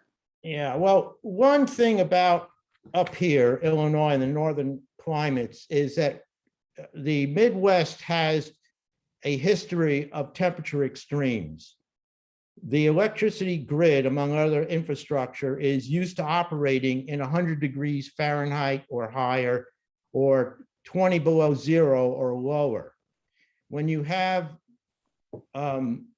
regions that are experiencing these kinds of temperature extremes for the first time, such as the extreme cold weather, and frankly, when the infrastructure is not reinforced and upgraded and made sustainable and resilient, that kind of stuff happens. So there's a whole mix of policy issues and technology updates and things like that. I can go on and on about this stuff forever, but it's going to be a matter of having the sustainability, the resiliency, and the redundancy to make sure this stuff won't happen to us. Okay, thanks so much, Mark. We'll move on to Pam Tate, who's going to tell us how we can specifically tell our publicly elected officials how to take even more action on climate change so we can avoid 4 degrees change like Amy laid out in the very beginning. Pam, thanks for being with us. Good morning. Amy, you can change the slides. And I just want to note that I'm a volunteer with the Climate Reality Project, the Chicago Metro chapter, and we would love to have anybody join us. The next slide, that I just want to go back to Amy's original point and put quantification on it. Why is this so urgent? We're dumping 110 million tons of warming pollution every day into our atmosphere. So all the things we're talking about are critical, and we only have 9 years really before the worst effects, even worse than we've seen, before they really kick in, because emissions stay in the atmosphere for decades, even centuries. So we have to do 2 things. We have to slow them down, as we've been talking about, and we have to sequester more carbon in our soil and trees. So you can move to the next slide, and I want to point out that individual actions that we've talked about today, they all help, they are all critical, but they won't by themselves solve the magnitude of the problem. What we need is policy change at all levels of government. We need them in industry as well, but I'm going to talk about government. You heard about our amazing climate bill just passed on the 15th of September, but I'd like to now focus on how we make progress at the federal level and what you can do about it. So in the next slide, this is what I want to make sure you are aware of. In the reconciliation bill that is before the House and Senate right now, that you keep hearing about, this $3.5 trillion package. The climate provisions that we as a community here in Oak Park need to advocate for, make sure that they don't get negotiated away. And I'll tell you how to contact your federal representatives in a minute. But one is the Clean Electricity Payment Program. That's going to provide incentives to get us to an 80% clean grid in 9 years and on track to get to 100% by 2035. This is critical for the whole nation. Second, there will be hundreds of billions of dollars in clean energy tax credits. These are going to be major incentives for people to move in this direction. There will be, for the first time ever, a climate bank, or what's called a clean energy accelerator, and it would invest billions in communities to accelerate the transition to clean energy and also create important good jobs. And the thing I'm very excited about, a civilian climate corps, which would put people to work in good jobs that would protect our communities from climate change. we can participate in this Civilian Climate Corps if we can pass this bill. Then fifth, investments in climate-friendly agriculture and forestry practices, because if we can do that, we can sequester more carbon. And last, a Justice 40 initiative that the Biden administration has talked about, which would put 40% of the investments in communities that are on the front lines of the climate crisis, often our lowest income and often Black and brown communities. So these are absolutely critical elements that need to be need to be sure we are advocating for. The next slide gives you the way to locate your federal representatives if you don't have this information.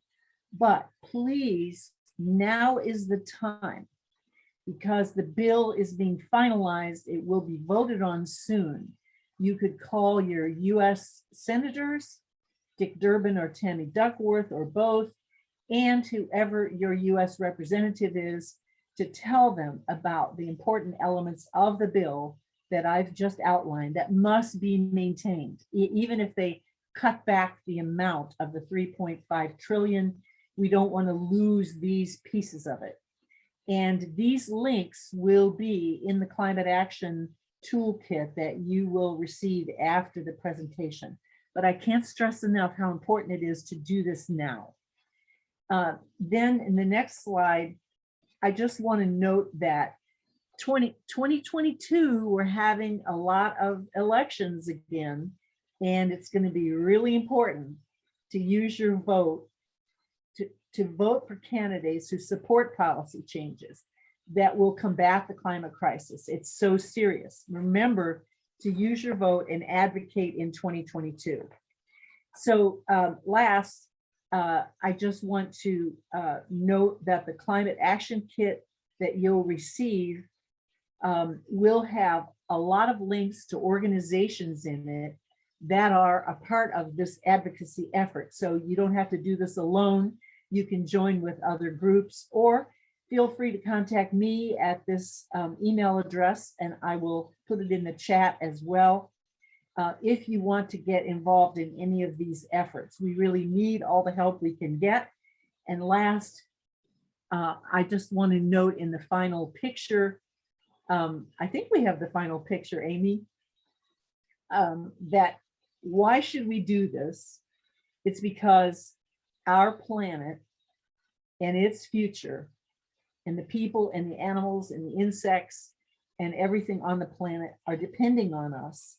And so we've got to take the individual actions that we've heard about, and we've got to take the policy actions that I've just talked about. Thank you. Awesome, Pam.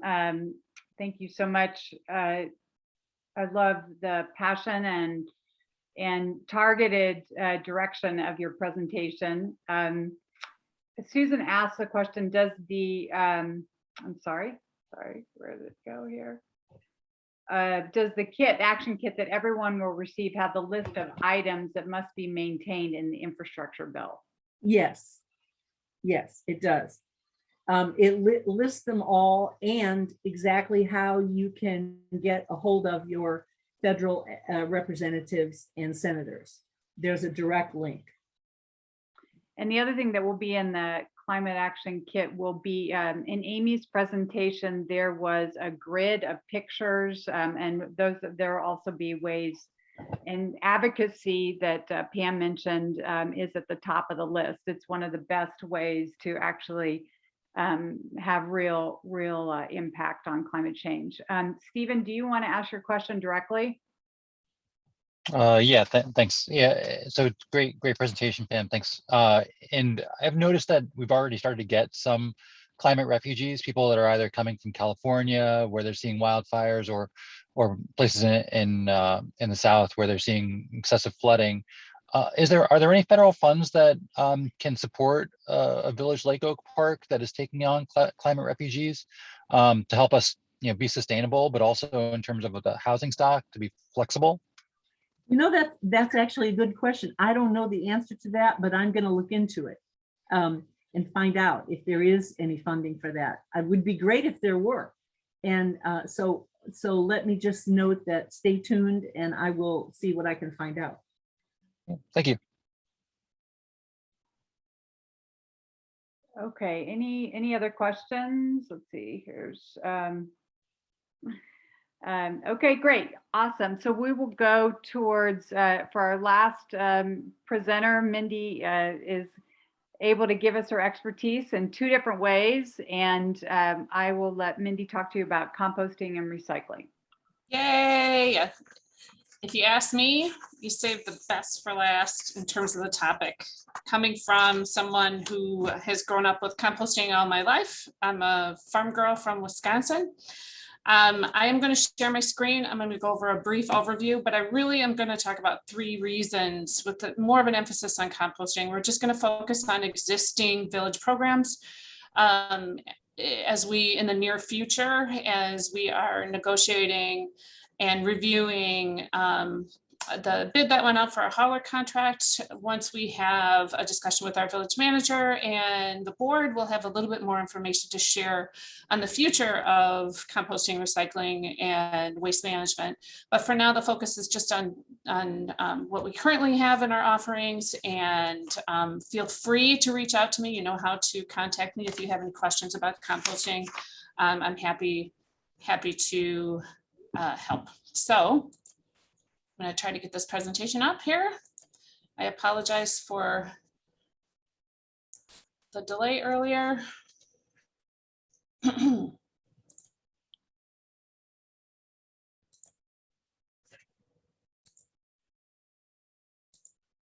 Okay, so one of the 3 benefits of what the topic is, you know, there are environmental benefits of composting, and primarily if you can divert as much as we can from landfills.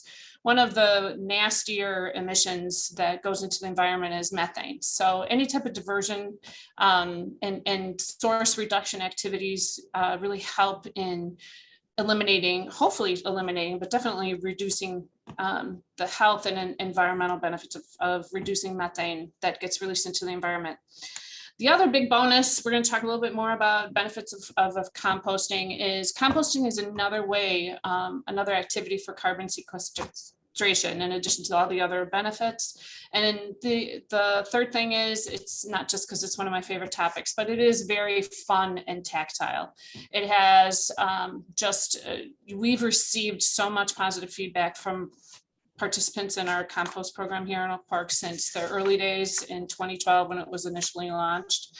It has benefits of not just reducing, diverting to landfill, but it also has the benefit of cost saving. People have become more conscious of what they're eating, how much they're eating, and, you know, paying more attention to being healthier.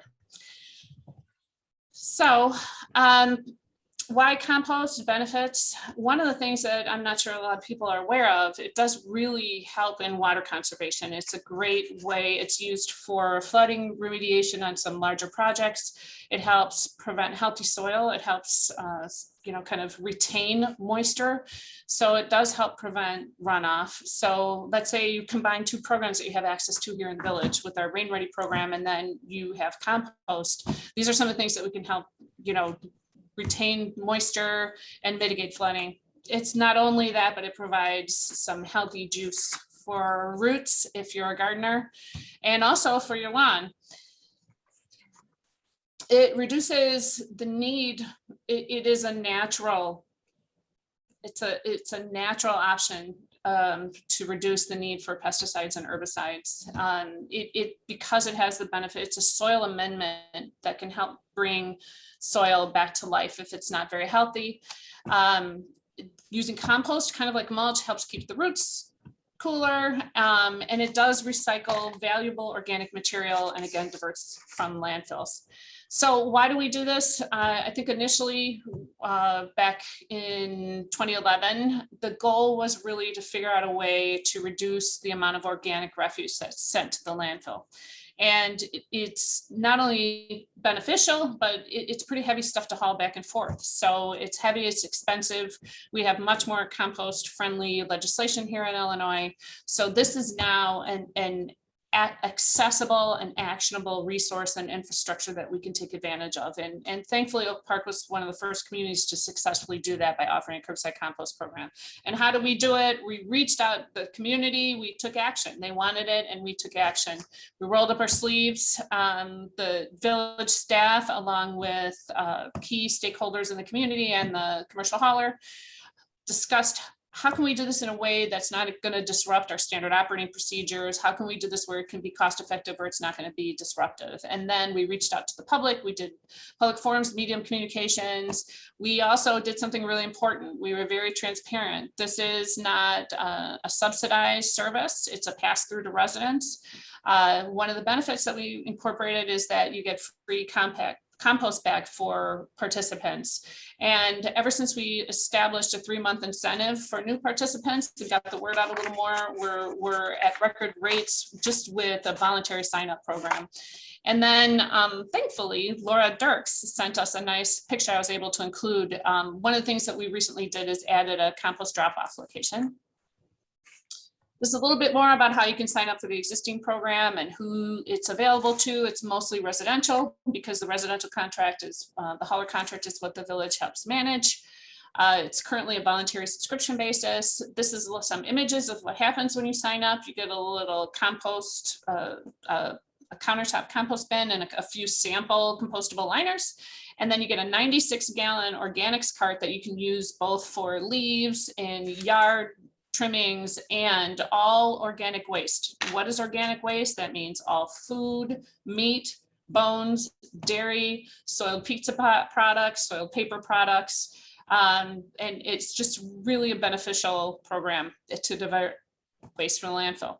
Another thing that we incorporated quite a long time ago is we try and keep track of the data and the information and share it with our residents. Since, past couple of years, I'm not going to cover a lot of data, but participation has gone up. The volume of tons that we've diverted from landfill has gone up. And we've also always tracked how much recycling that we've diverted from landfill. So that information comes out every year through communications, usually in the first quarter, to residents in our Oak Park FYI. So I just want to point that out. Why do we recycle? Why do we compost? Compost is a form of recycling. This is an infographic that I pulled from the EPA a long time ago that I really thought explained it, it captured it. So, how can you translate the data into emissions and how much carbon reduction is a result of your efforts of, just simply composting at home?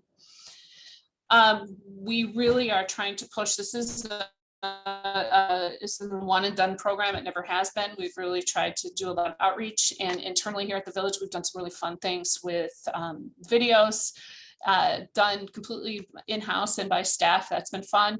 These are just wonderful ways to get information more about our compost and recycling programs. And if you need to get a hold of me, I actually, one of my favorite titles is I am a master composter. So anybody who has questions about how to get composting started in their backyard, if you have composting questions or recycling questions, feel free. And if I can't answer it, I'll definitely get it to the experts at Public Works who can. Thank you very much.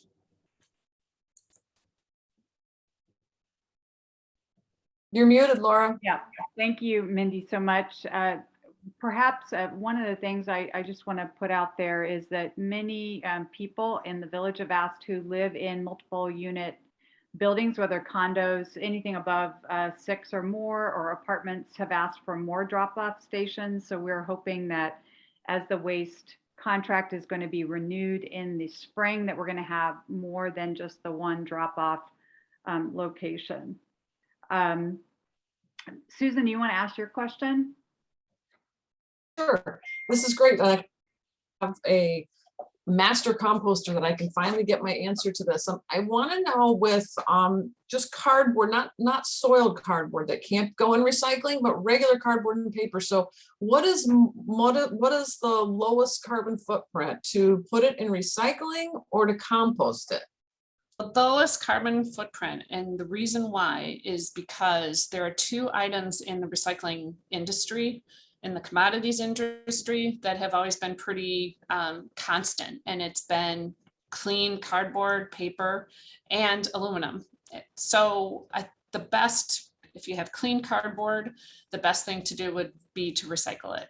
But the key is clean. So even when we have a single stream recycling program that we have, one of the things that we ask that you really be conscious of is contamination, including liquids. So if you're going to put cans and bottles, make sure the caps are on there tight.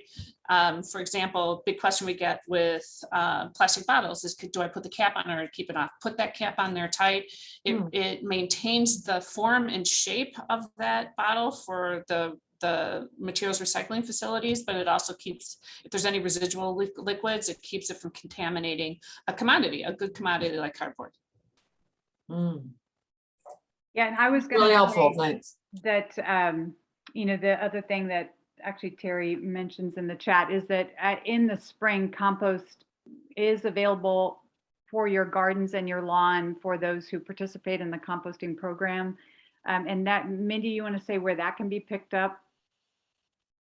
Sure, we have had various sites, but there is a permanent site, thanks to the Park District cooperating with us at Ream Pool in the east section of the Ream Pool parking lot is where you can get the compost. And if you're lucky, if there's any residual wood chips, we'll put them there as well. Mindy, there's been some concern about folks who are not participating in the composting program, driving up and taking advantage of the compost that's there. The signage has not ever been really clear.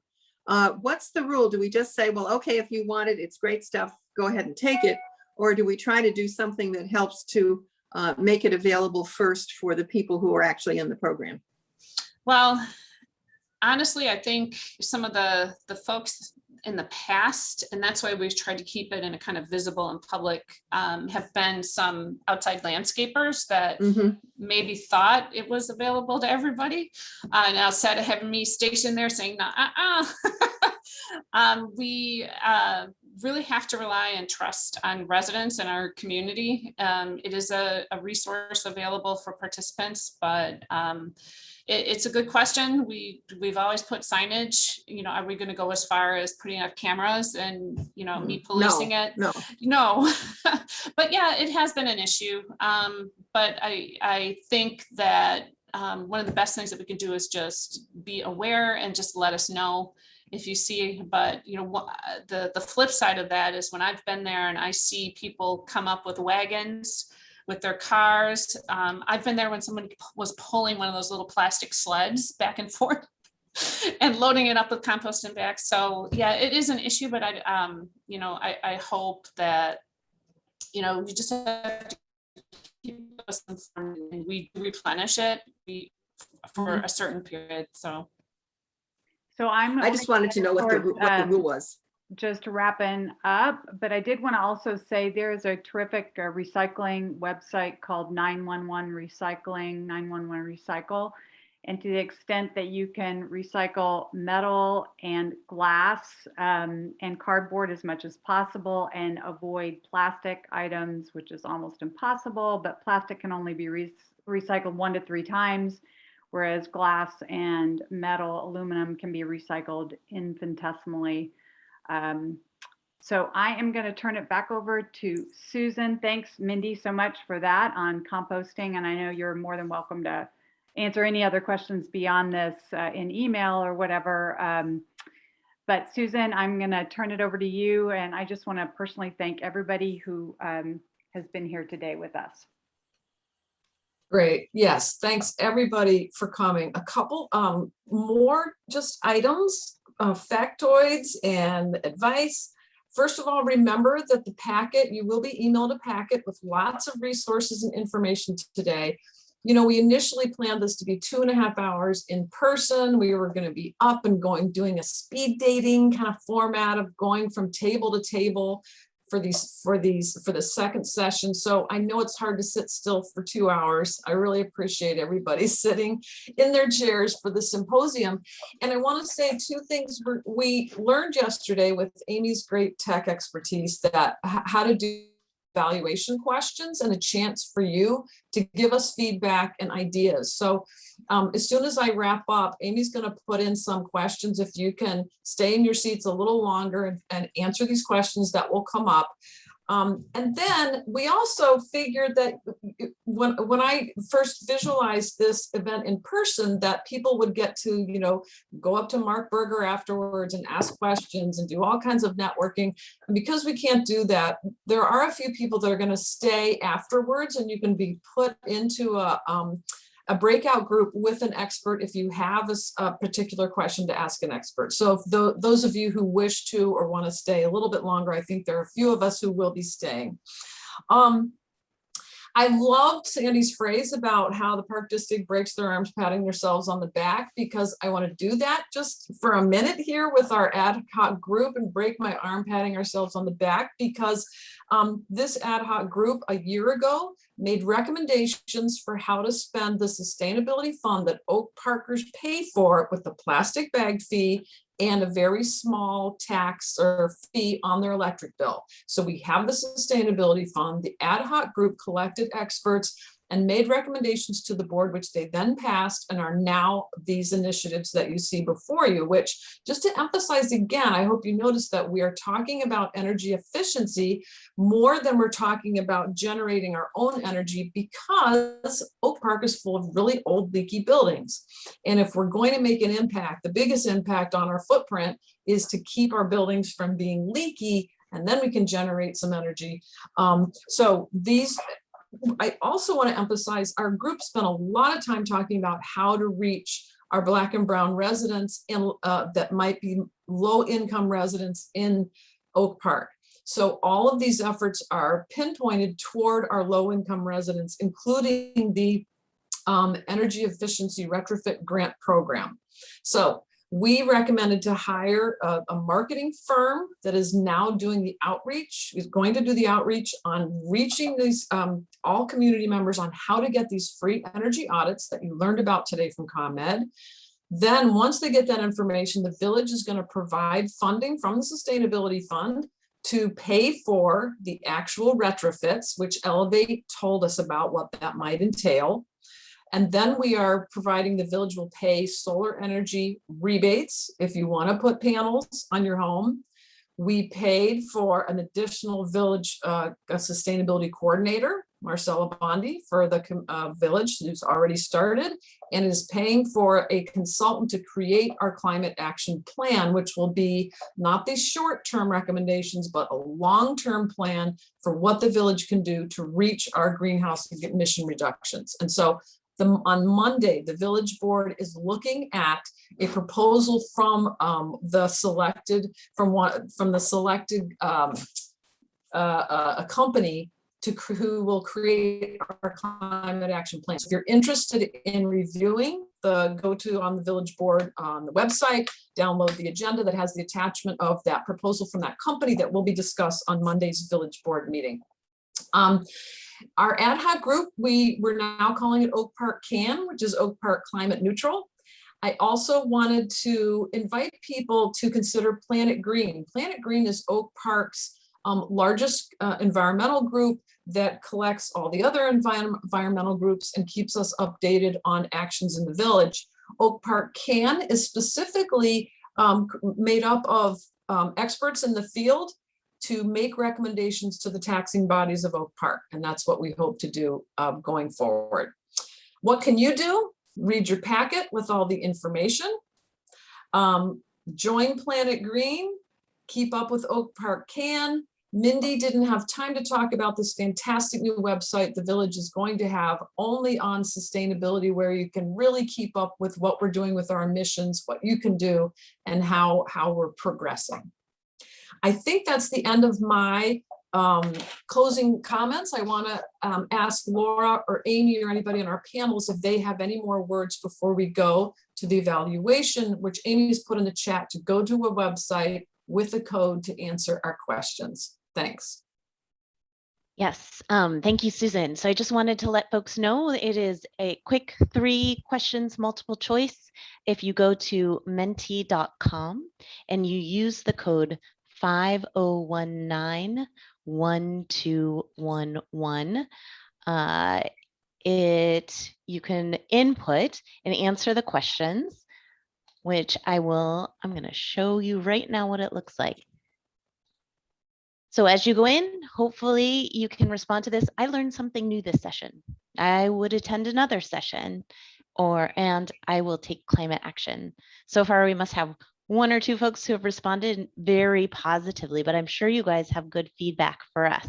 So I encourage you to respond here and let us know what you thought.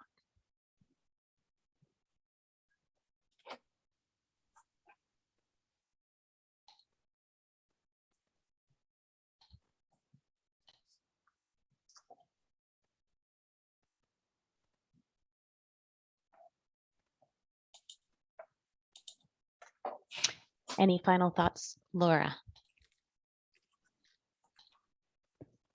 I think the question is, are we going to host smaller discussion groups? If anybody has any outstanding questions and wanted to hang on and ask those, and Amy, you would have to guide us on how that moves forward. Yes, for folks who are able to stick around, Zoom has an incredible feature that allows you to pick your own breakout rooms. So I'll create the number of themes that we're interested in, and folks can sort themselves, and I can help with anyone who has technical challenges to go into rooms that they would like to share. We may at this point want to stop the recording, but I will show that people are inputting. I really appreciate the feedback. It looks like we've got about a 4.8 so far and learned something new this session. Same for I would attend another session, and a 5 on I will take action on climate.